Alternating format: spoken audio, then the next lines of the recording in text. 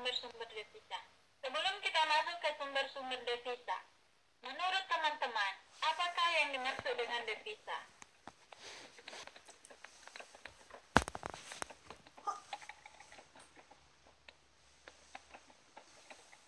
Coba deskripsikan dalam 3 kata.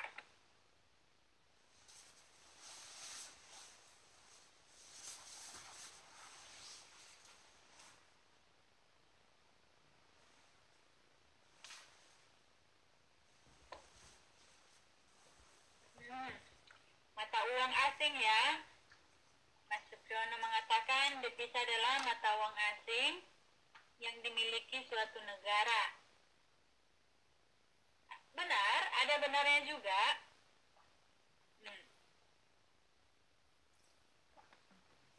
Kalau yang lain, ada jawaban yang lain?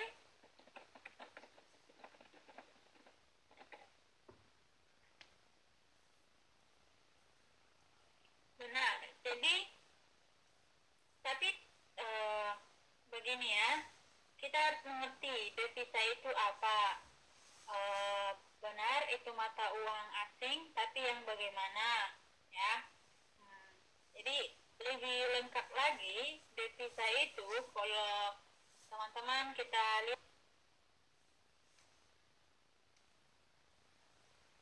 lihat modulnya, ini dia lebih jelasnya dikatakan devisa adalah semua barang yang dapat dipakai, semua barang yang dapat dipakai, baik itu uang,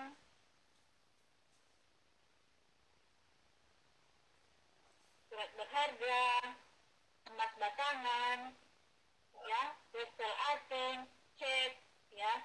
Nah, itu devisa itu semua barang tadi yang sudah saya sebutkan yang dapat dipakai sebagai alat pembayaran antar negara. Jadi bisa dikatakan alat pembayaran antar negara, alat pembayaran internasional yang diakui, ya, serta dapat diterima oleh dunia internasional. Serta dapat diterima oleh dunia internasional. Nah, devisa dapat berupa wesel asing, cek, valuta asing, emas batangan, surat-surat berharga, dan sebagainya. Ya, jadi bukan hanya mata uang asing yang dimiliki suatu negara, atau bisa dikatakan itu ke valuta asing ya. Tapi bisa juga dia berupa wesel asing, cek, salah satunya valuta asing, bisa juga emas batangan, surat-surat berharga, dan lain sebagainya. Intinya, dia bisa dipakai sebagai alat pembayaran antar negara yang dapat diterima oleh dunia internasional. Secara ringkasnya, kalau dideskripsikan dalam 3 kata, alat pembayaran internasional. Itulah dia devisa.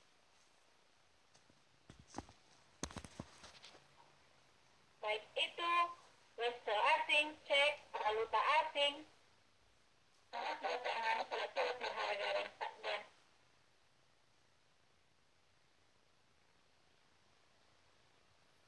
yang sangat sering dipergunakan dalam perdagangan internasional, bukan hanya US dollar aja, bisa juga pound sterling, dan sekarang ini yen, salah satunya yen, yaitu dari Jepang, ya, karena Jepang termasuk negara yang melakukan transaksi ke mana-mana, sehingga mata uangnya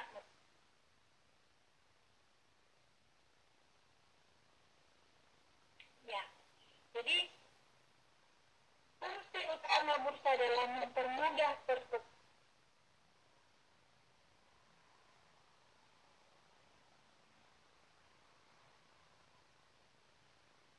negara. Makanya ada bursa ya. Nah, adapun tujuan penggunaan devisa yaitu untuk melakukan transaksi pembelian dan penjualan antar negara.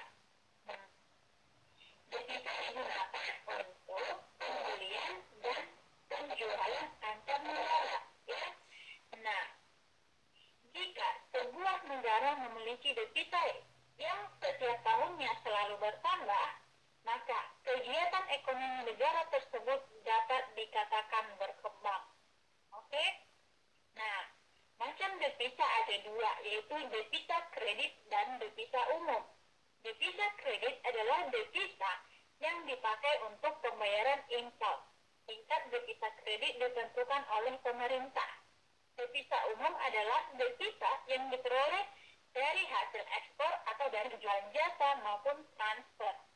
Nah, tingkat devisa umum ditentukan oleh penawaran dan permintaan.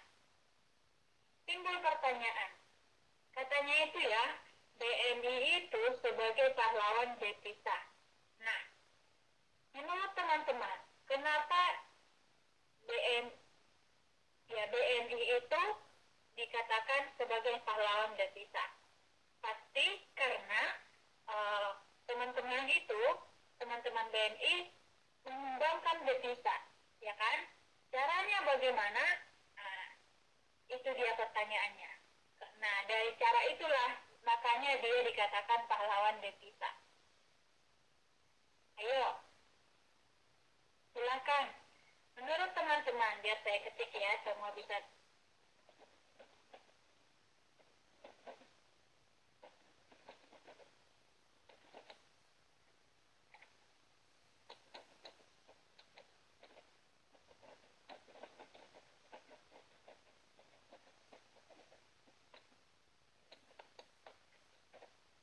Iya, karena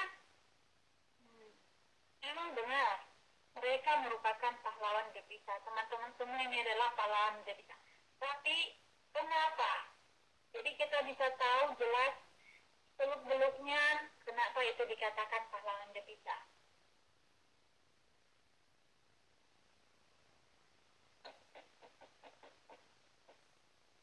Karena menghasilkan uang asing dari menjual jasa tenaga kerja.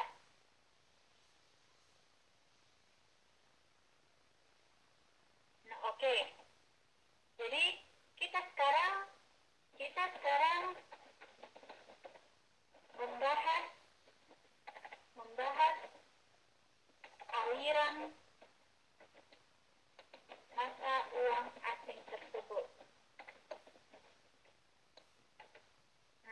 Jadi begini, misalnya kan teman-teman di sini kan bekerja di Taiwan. Nah, uangnya kan sama teman-teman, jadi penghasilannya sama teman-teman.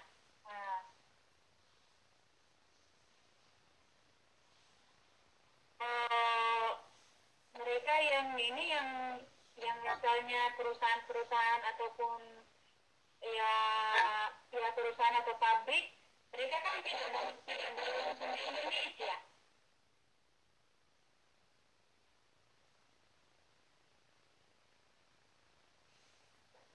Kan uangnya sama teman-teman, tapi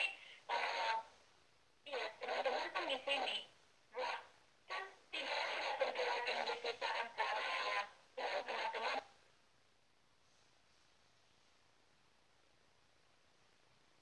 Jadi kenapa dikatakan teman-teman menjadi pahlawan devisa? Apakah menurut teman-teman orang perusahaan di Taiwan membayar ke Indonesia? Atau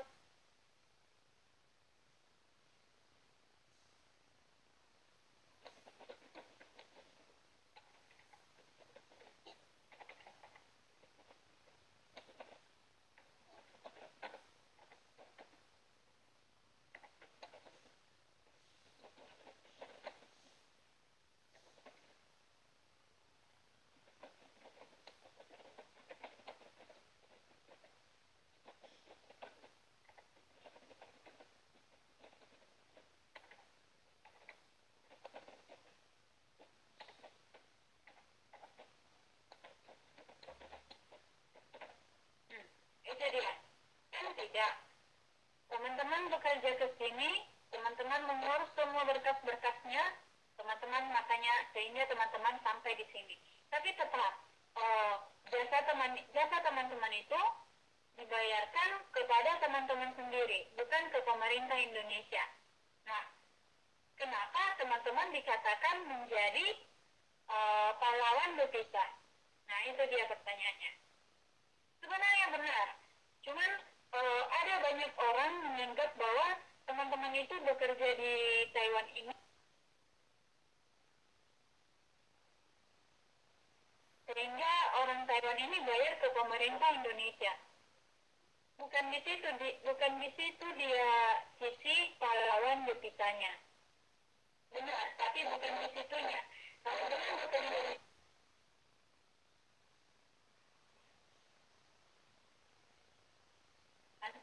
tidak sama sekali membayar ke pemerintah Indonesia. Adapun mereka bayar itu mungkin ke agen-agen atau penyedia jasanya, bukan ke pemerintahannya. Tapi tetap teman-teman itu dikatakan menjadi pahlawan devisa, tapi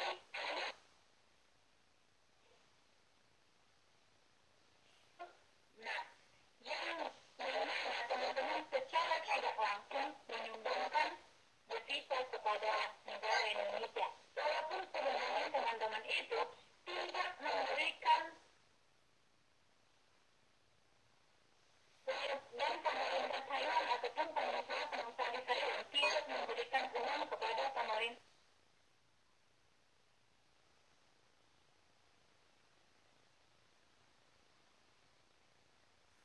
uang rupiah.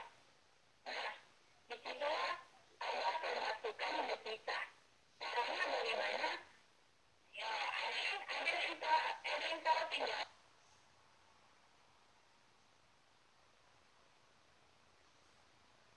Tidak, kenapa tetap dikatakan pahlawan devisa? Padahal dengan jelas saya mengatakan itu teman-teman, data teman-teman itu membayar.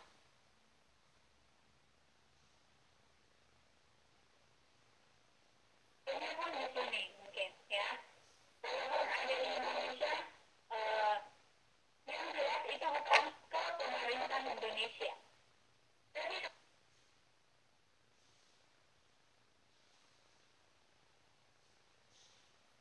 karena menyumbangkan devisa, tapi tidak memberikan secara langsung devisa kepada pemerintah Indonesia. Maka bagaimana caranya?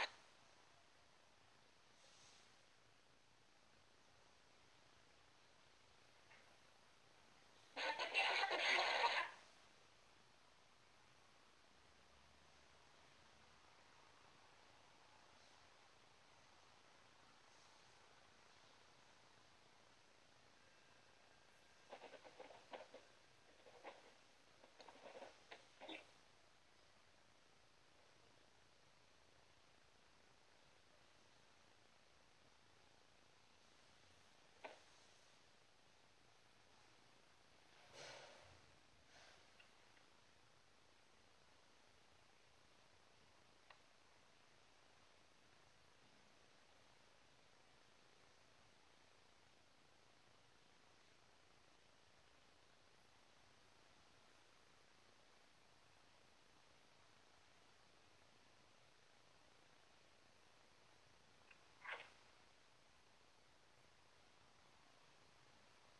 Ayo, ayo.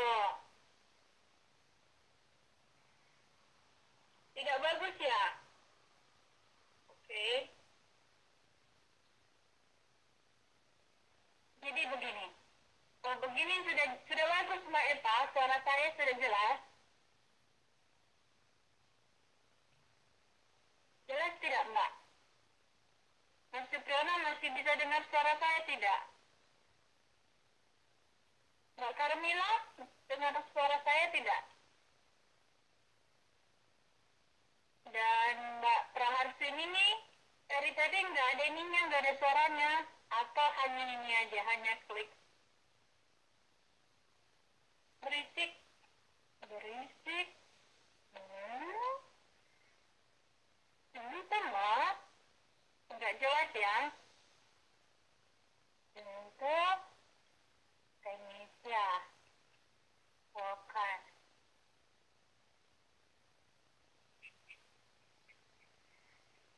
Hmm.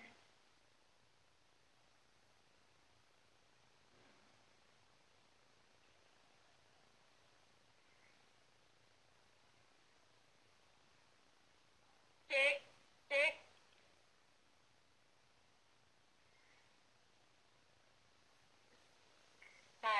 begini sudah jelas tidak? Oke, kalau yang ini baik. Mungkin nanti ini ya di review di YouTube-nya ya teman-teman ya. Biar kita ini selesaikan. Jadi kenapa dikatakan pahlawan devisa? Padahal jelas ya teman-teman itu jasa teman-teman itu semua dibayarkan ke teman-teman dan agen teman-teman ataupun penyedia ini ya, bukan ke pemerintah. Tapi tetap benar itu adanya kalau BNI itu merupakan pahlawan devisa. Kenapa? Karena keluarganya itu kebanyakan di Indonesia. Jadi BNI mengirimkan uang ke Indonesia. Nah, uang yang dimilikinya adalah sesuai dengan mata uang di mana dia berada. Misalnya di Taiwan adanya NTD. Jadi NTD secara tidak langsung membeli rupiah. Nah, karena yang disampai ke misalnya Mas Priyo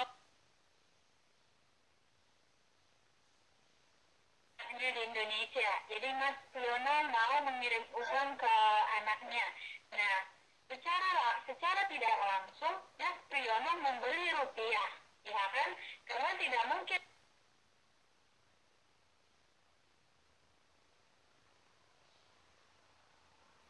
rupiah. Jadi ada pertukaran di sana.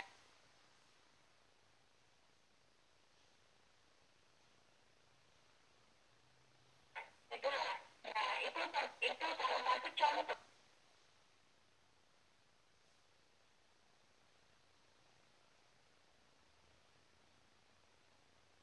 Kalau banyak BNI, dikalikan seperti itulah banyaknya devisa yang terkumpul ke Indonesia. Misalnya dari Arab Saudi, dari Saudi dan lain sebagainya. Semua BNI tenaga kerja Indonesia yang ada di luar negeri itu pasti menyimpan uangnya ataupun mengirimkan uangnya ke sanak saudaranya yang di negara asal. Ataupun mungkin tidak sering, tidak selalu, tapi at least sekali pasti mengirimkan, kan? Mungkin ada keperluan atau buka usaha di Indonesia atau investasi di Indonesia dan lain sebagainya. Jadi secara tidak langsung mereka membeli rupiah.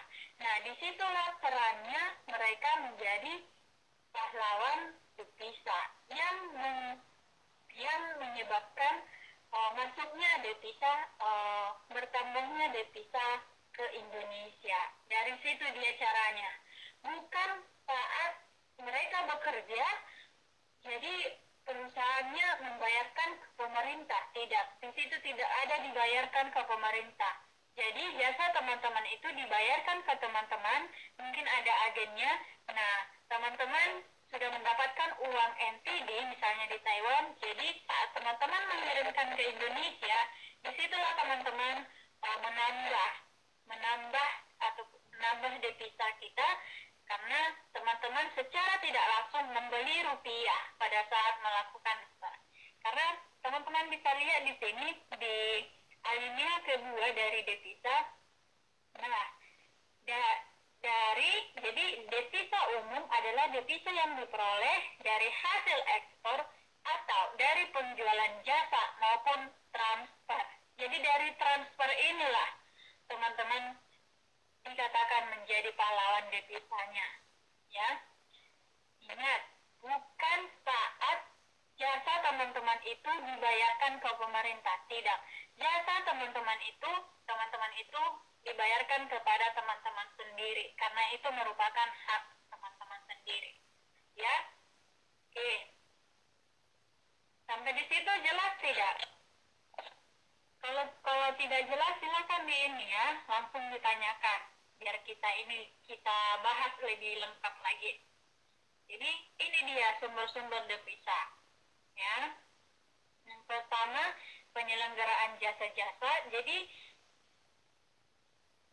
saat ada kegiatan penyelenggaraan jasa-jasa yang mendatangkan devisa antara lain bandar udara, pelabuhan, kapal-kapal layar ke luar negeri, jasa pengiriman barang ekspor dan impor, dan jasa perbankan. Nah, ini merupakan salah satu sumber pendapatan devisa. Kemudian pariwisata.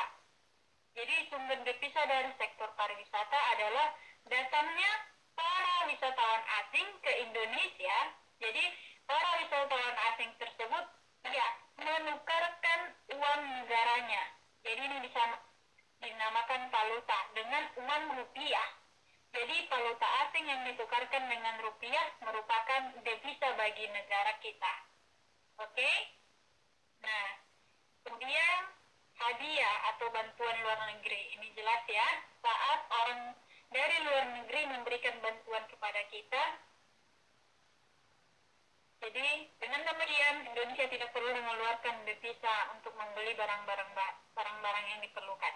Nah, hal ini berarti akan menambah devisa secara langsung bila ada bantuan dari luar negeri yang berupa valuta asing ya, maka hal tersebut dapat menambah devisa secara langsung. Misalnya bantuannya dalam US dollar. Jadi ya itu yang dipakai untuk membayarkan, sehingga US dollar itu secara tidak langsung merupakan tabungan devisa kita. Jadi menambah secara langsung devisa kita, ya. Kemudian ekspor barang dan jasa. Nah, apabila kita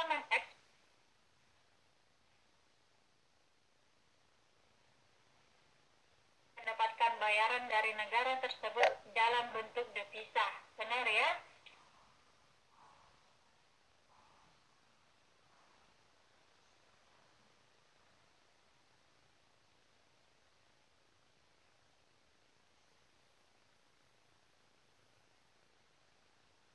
Membayar dengan uang internasional yang berlaku umum, ya.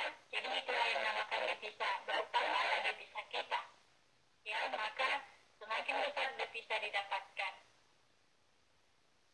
Demikian juga jasa ya, misalnya pengiriman tenaga kerja ke luar negeri.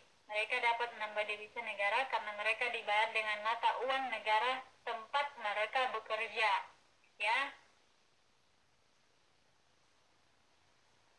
Ingat ya, jadi mereka dibayar dengan mata uang negara tempat mereka bekerja. Jadi dibayarnya kepada mereka, bukan kepada pemerintah. Jadi teman-teman jangan salah kaprah nanti, karena ya begitulah. Jadi intinya uang itu yang didapatkan teman-teman itu, hasil jasa teman-teman itu milik teman-teman seutuhnya.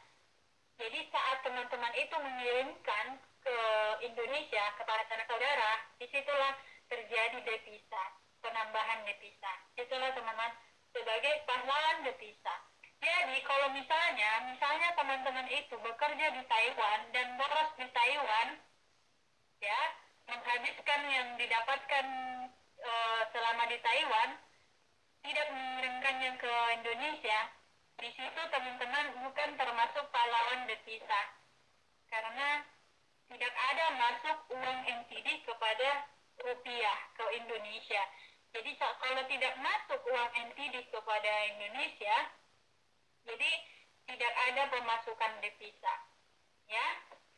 Kemudian pinjaman luar negeri. Kenapa? Karena saat kita meminjam dari luar negeri, uang yang kita dapatkan berupa devisa. Disitulah tambah devisa kita. Oke? Kemudian pendapatan dari investasi. Jadi investasi yang dilakukan bangsa Indonesia di luar negeri pasti mendapatkan pendapatan dalam bentuk mata uang asing. Nah, mata uang asing yang diterima akan menjadi tambahan devisa bagi Indonesia. Ya? Nah, sampai di situ jelas tidak?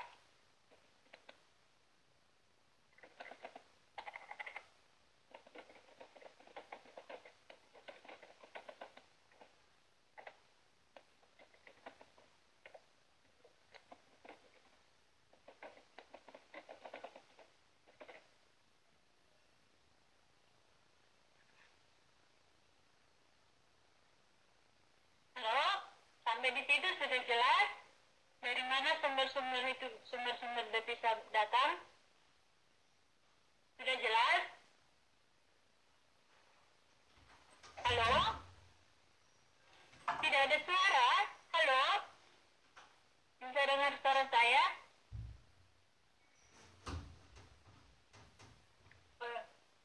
Jadi begini ya.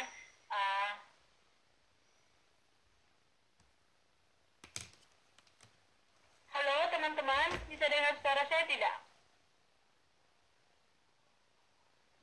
Jadi lebih beruntung itu teman-teman, kalau teman-teman itu punya uang di sini itu lebih baik itu teman-teman simpannya dalam rupiah atau melakukan investasi di Indonesia. Jadi teman-teman bisa menyimpan uang sekaligus teman-teman juga bisa mengembangkan devisa kepada Indonesia.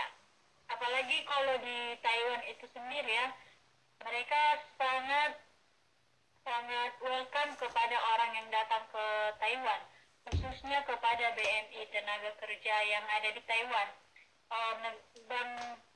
Bank Taiwan Indonesia itu, Bank Taiwan Indonesia, Bank of Taiwan, itulah ya, Bank of Taiwan itu, mereka bahkan menyediakan pinjaman. Mereka menyediakan pinjaman kepada tenaga kerja di Taiwan dengan bunga yang sangat kecil. Bunganya hanya 0 sampai 3%. Padahal kalau teman-teman meminjam itu di Indonesia, mungkin mereka harus meminta apakah teman-teman punya perusahaan atau sumber pendapatan yang bagaimana. Tapi kalau di sini, meskipun teman-teman hanya tenaga kerja di sini, teman-teman bisa meminjam kepada Bank of Taiwan dengan bunga yang sangat kecil lah. Misalnya teman-teman pinjam 100, bunganya hanya 3 gitu. Kalau dari 0 sampai 3%. Ya.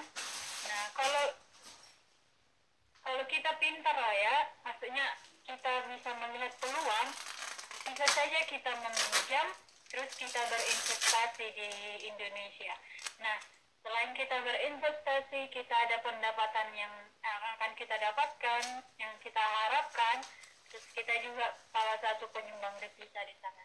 Dan kita merupakan para pelaku-pelaku ekonomi yang memanfaatkan ilmu ekonomi yang kita punya, yang memanfaatkan ilmu kewirausahaan di mana ilmu yang bisa melihat peluang. Itu dia. Ya, sampai di situ jelas tidak? Kenapa tidak ada suaranya ya? Halo? Saya sepertinya ngomong sendiri, seperti ceramah jadinya. Halo? Mana nih suaranya? Bu, dikasih feedbacknya, ditanya begitu.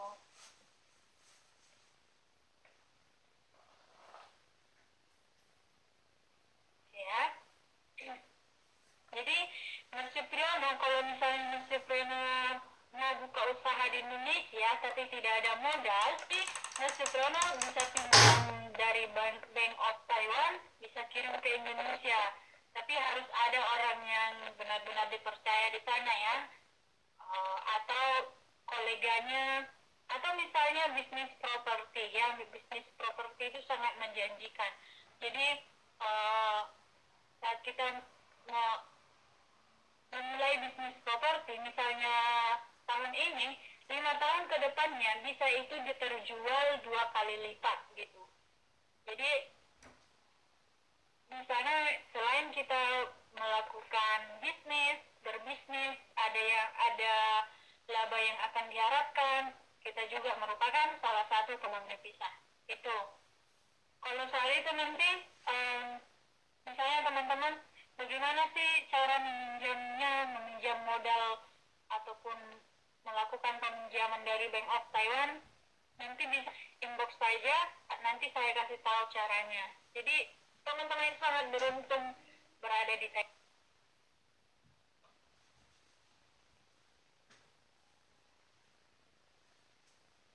jelas tidak akan diperbolehkan karena kami di sini misalnya mahasiswa hanya sebatas mahasiswa, jelas itu tidak diperbolehkan untuk melakukan pinjaman gitu.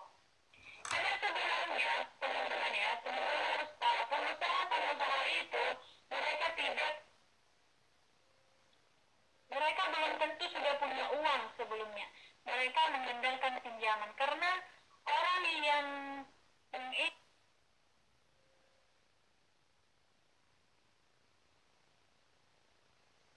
bukan mendapatkan uang itu. Jadi bagaimana mereka mengolah uang menjadi hasil, mengolah sumber daya alam, sumber daya manusia menjadi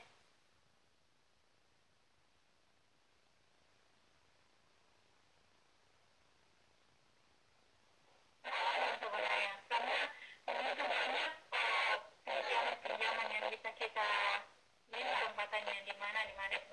Jika kita mau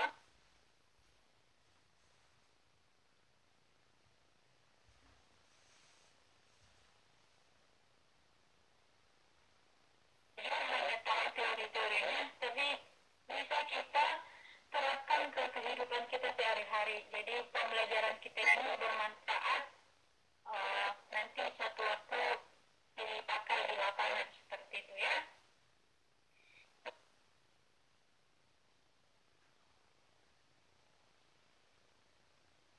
Jadi teman-teman bisa melihat dengan nyata bagaimana pergerakan ataupun cara-cara dipisah itu tambah.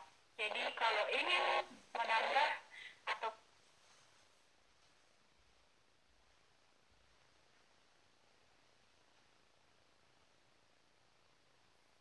ya itu ya bisa kita bertambah ya.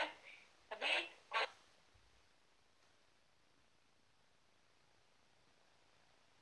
itu juga jadi itu devisa kita tidak ada. Teman-teman sudah menjadi salah satu tenaga kerja yang di luar negeri gitu ya. Jadi apa sih manfaat devisa itu untuk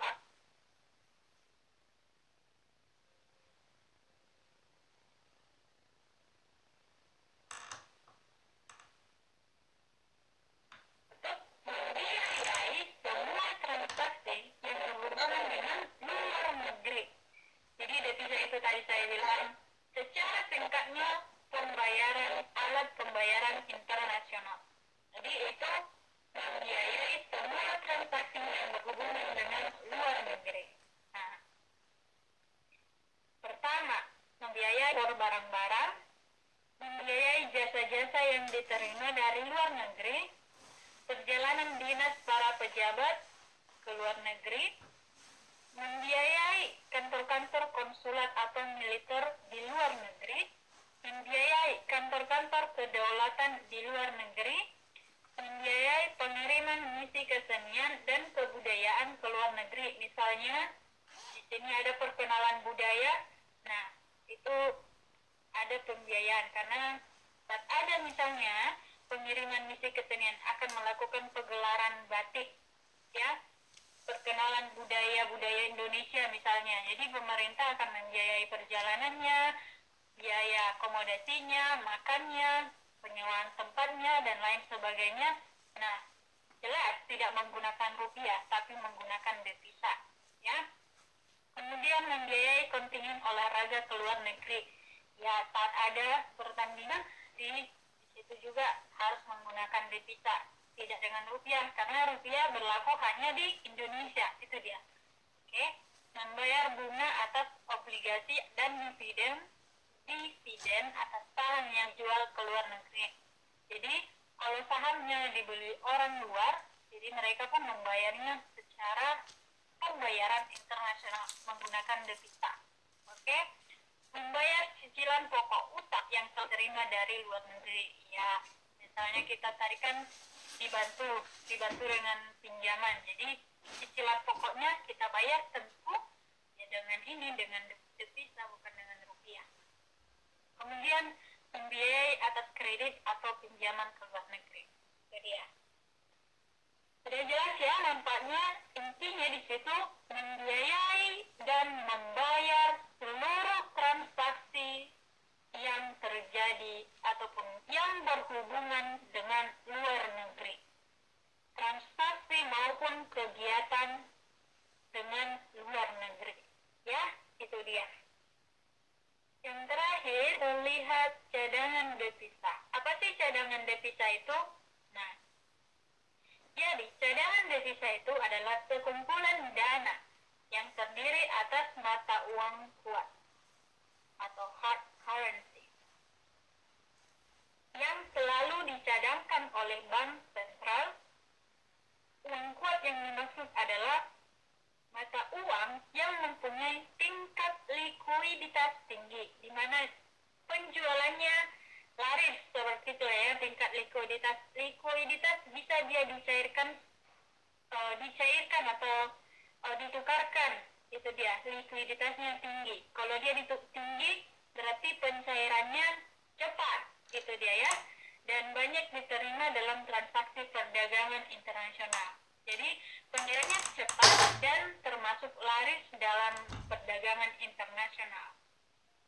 Nah, contohnya dolar US, mark Jepang atau yen Jepang. Nah, ini dia yen Jepang karena alat-alat teknologi, karena perkembangan teknologi Jepang termasuk salah satu yang sangat berkembang. Makanya yen Jepang salah satu hard currency atau mata uang yang kuat, gitu ya. Jadi menurut IMF ini jumlah cadangan devisa yang aman bagi suatu negara adalah cadangan devisa yang cukup membiayai kewajiban luar negeri misal selama 3 bulan. Jadi menurut IMF cadangan devisa maksudnya jadi mata uang seperti US dolar Amerika Serikat, seperti mark Jepang atau mark Jerman atau yen Jepang, minimalnya mampu membiayai kewajiban luar negeri minimal 3 bulan. Jadi kita harus punya itu sebagai cadangan kita, ya, sebagai cadangan kita. Jadi kita Indonesia harus punya seperti uang seperti dolar Amerika Serikat itu atau mark Jepang, mark Jerman, mata uang Jerman atau mata uang Jepang, kita harus punya itu minimal mampu membiayai kewajiban luar negeri selama 3. Jadi kita harus punya itu sebagai cadangan kita, gitu.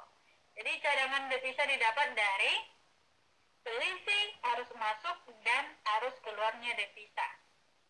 Jika jumlah bank diimpor, maka cadangan devisa akan berkurang. Seperti yang kita sudah bahas minggu lalu di neraca itu. Jadi cadangan devisa ini juga lah yang akan membiayai impor jika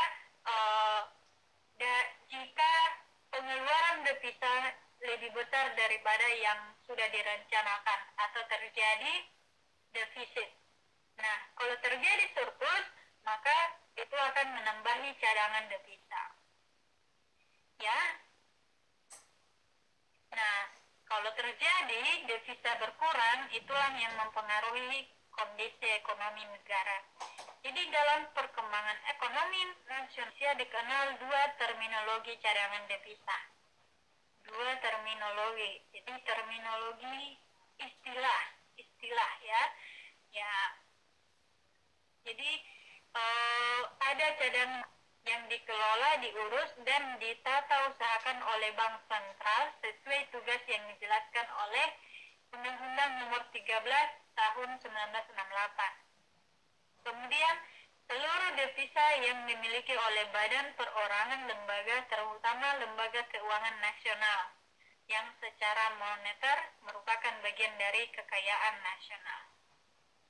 Nanti ini dibuka di YouTube-nya ya Mbak Rinia. Oke. Sampai di situ ada yang mau ditanyakan?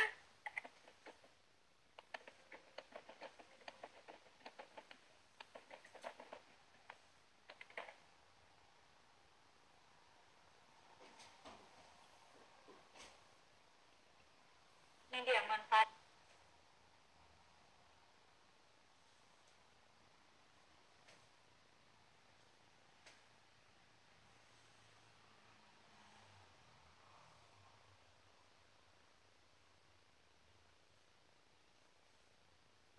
Ya, jadi kita ulang lagi tadi. Dari mana kan?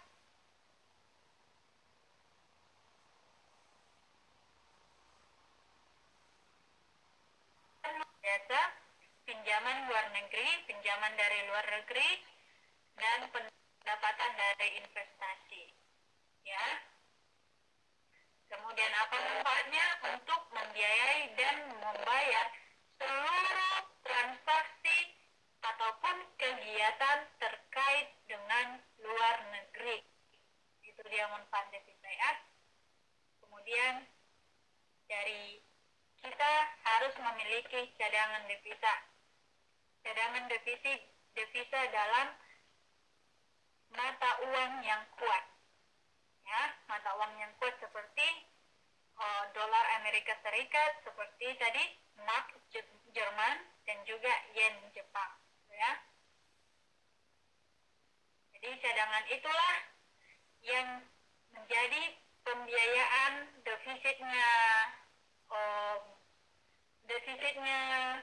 terjadinya defisit antara pembiayaan devisa yang sudah direncanakan ataupun yang ada di neraca. Jadi itu digunakan untuk membayar terjadinya defisit cadangan devisa, ya, digunakan. Oke.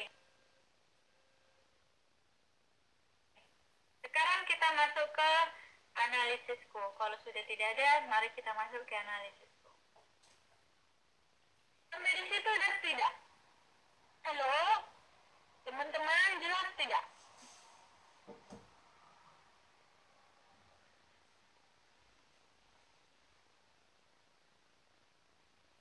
Jelas? Ya? Kalau sudah jelas, kita masuk ke analisis. Jadi, di sini merupakan produk luar negeri membanjiri Indonesia. Jadi, teman-teman sudah ini namanya.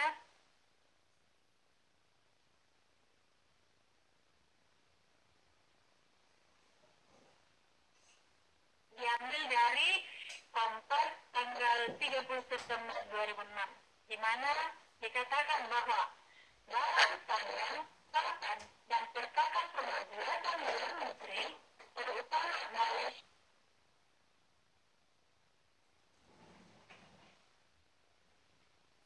dari Kalimantan Timur, keberadaan barang-barang tersebut merupakan produksi dalam negeri, tidak pelaku. Nah, jadi karena barang tadi produksi dalam negeri tidak pelaku. Kenapa? Karena harganya relatif sama, tapi kemasannya lebih menarik. Jadi harganya sama, tapi kemasannya lebih menarik. Jadi namanya bisa dikatakan di kualitas lah ya, atau ya termasuk bagian dari kualitas kemasannya ya. Jadi produk luar negeri itu seperti pakaian, sepatu, perkakas, dan makanan mudah ditemui di berbagai tempat. Kondisi yang sama juga ditemui di Nunukan, Kalimantan Timur. Berarti ini di daerah yang berbeda, tapi tetap di Kalimantan Timur. Yang berbatasan dengan Sabah dan Sarawakan, Malaysia. Oke, jadi ini di perbatasan itu ya. Mungkin teman-teman sudah nonton itu YouTube. Ini sering di-share di Facebook itu ya. Warga di dua daerah tersebut sudah biasa mengkonsumsi atau membeli produk mancanegara terutama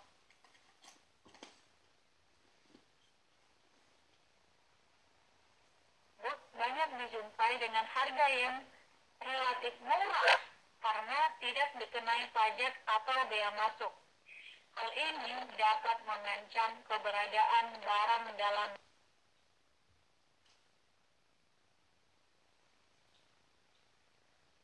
rata-ratakan itu harga yang sama tapi lebih menarik kemasannya. Yang ini dia dikatakan lebih murah, ya. dikatakan ilegal karena tidak dikenai atau biaya masuk. Karena di perbatasan tadi kan, nah hal ini mengancam keberadaan barang dalam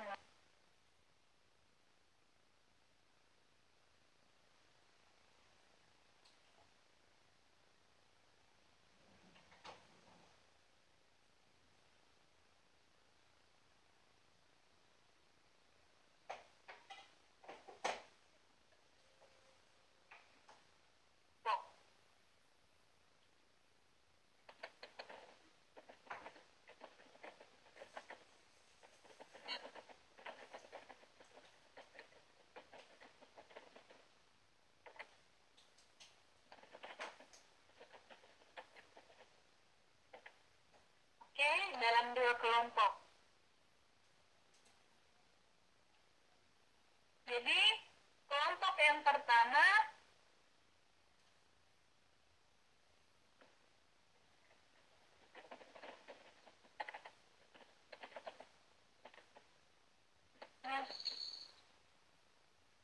aku namanya di sini ya, Riono,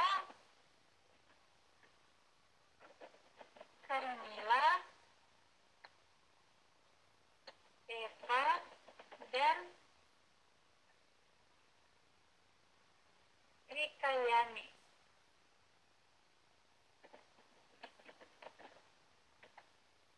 Kemudian kelompok kedua, 4 orang dari belakang, Titi, Mbak Rain, Mbak Debbie, dan Raharsini.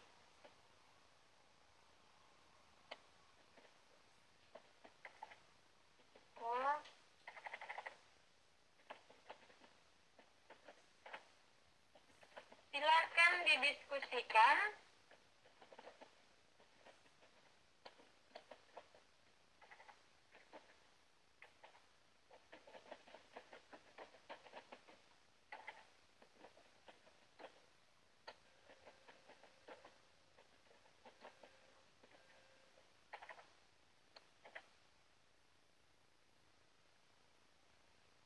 Ketua kelompoknya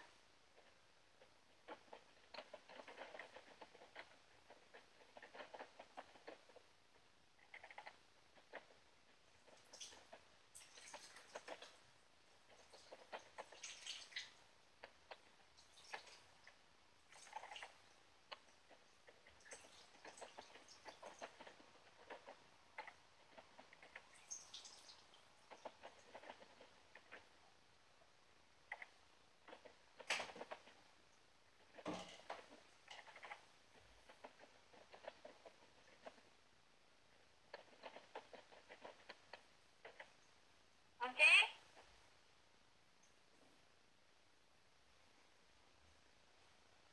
Jadi didiskusikan segera, kemudian nanti diberikan jawabannya, dikumpul hasil diskusinya ke saya di jam 23.00. Oke?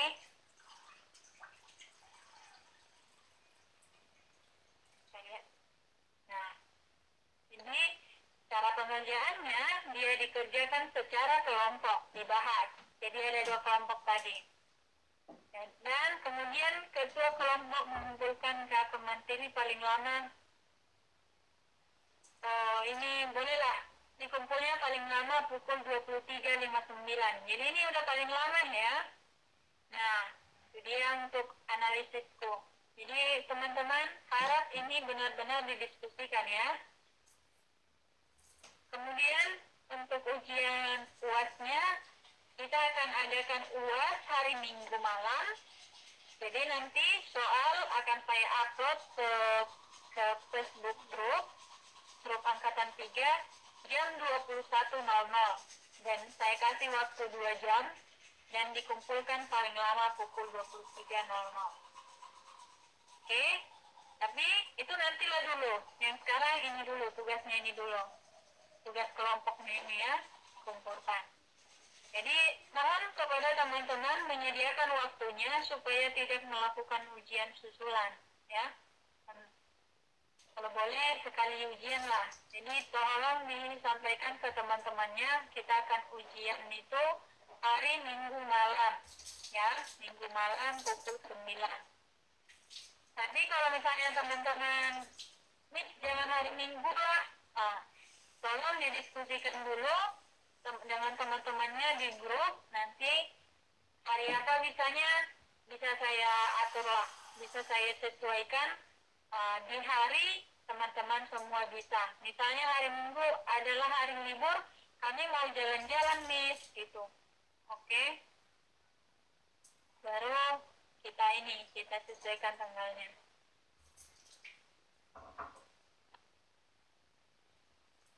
Tugasnya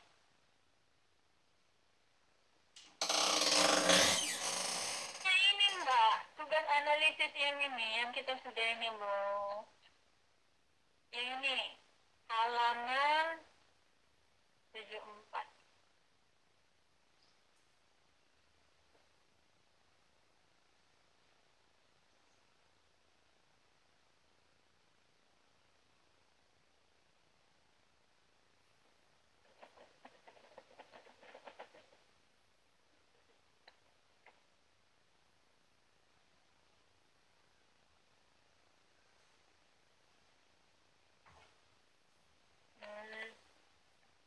Itu ya, berarti tidak bisa.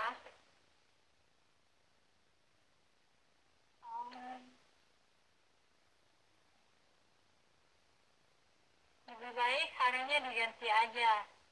Halaman 74 dikumpul malam ini juga.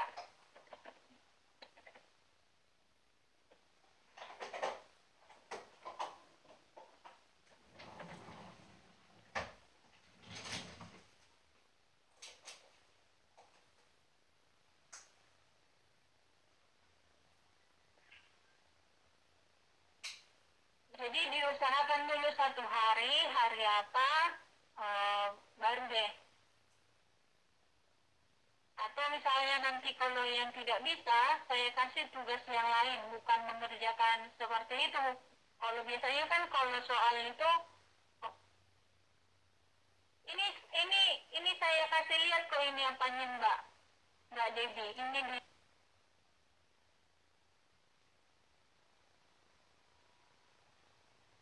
waktunya, jadi saya buka ini, silakan didiskusikan.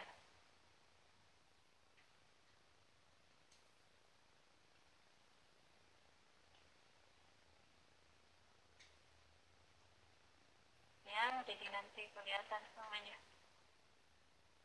Dan kalau nggak ada di ini, Mbak Devi juga bisa ini download di grup Angkatan 3, sudah upload di situ juga kemarin modulnya ya.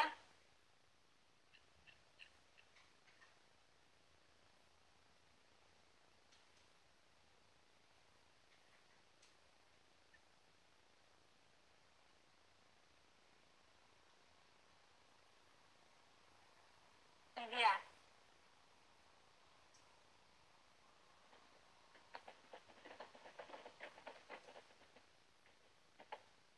Masih ingat kan ini anggota kelompoknya?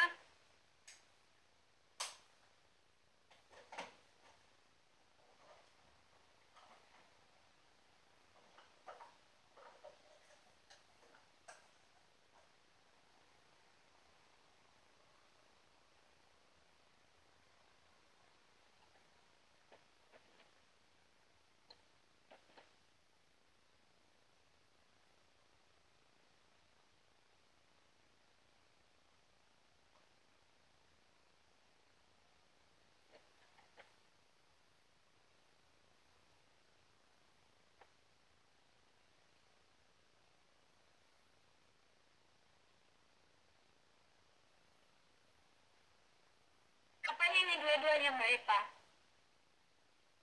Ya, ini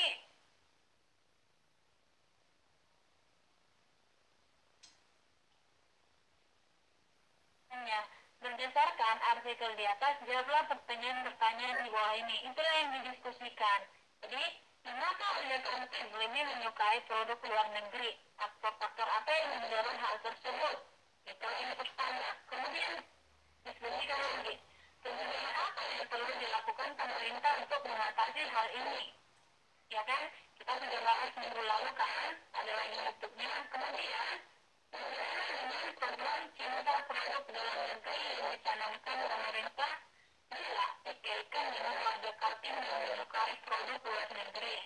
Ya, bagaimana pendapat kalian dalam menyikapi hal ini? Jadi itu dia yang dijawab itu aja gitu. Jadi bukan dianalisis tanpa ada pertanyaan. Jadi dianalisisnya dengan pertanyaan-pertanyaan yang ini, yang 3 ini Mbak Esa ya. Oke? Oke ya. Jadi siapa nih ketua kelompok 1? Siapa nih ketua kelompok 1? Jadi nanti 10, 30 langsung diskusi semuanya. Oke, ketua kelompok 1 Mbak Eva ya. Sah? Kelompok 2 siapa ini ketua kelompoknya? Kelompok 2 itu Mbak Titi, Mbak Rin, Mbak Devi, dan Prahasini. Siapa kelompoknya nih?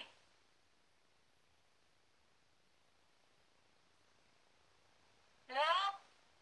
Kelompok 1 kok diam aja ya? Halo Mbak Titi, Mbak Devi, Mbak Rin, Mbak Prahasini. Bisa dengar suara saya tidak? Tidak dengar.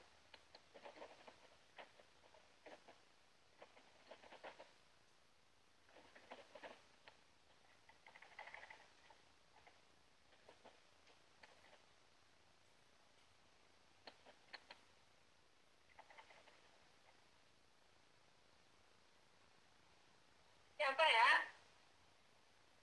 Mbak Devi aja atau Mbak siapa nih?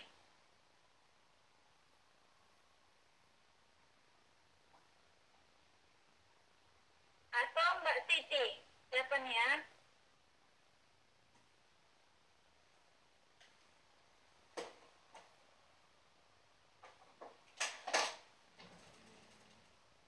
Mbak Rin aja deh ya, ketua kelompoknya.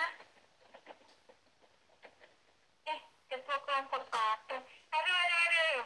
Ketua kelompok 1 berarti Mbak ini ya, Mbak Eva tadi ya.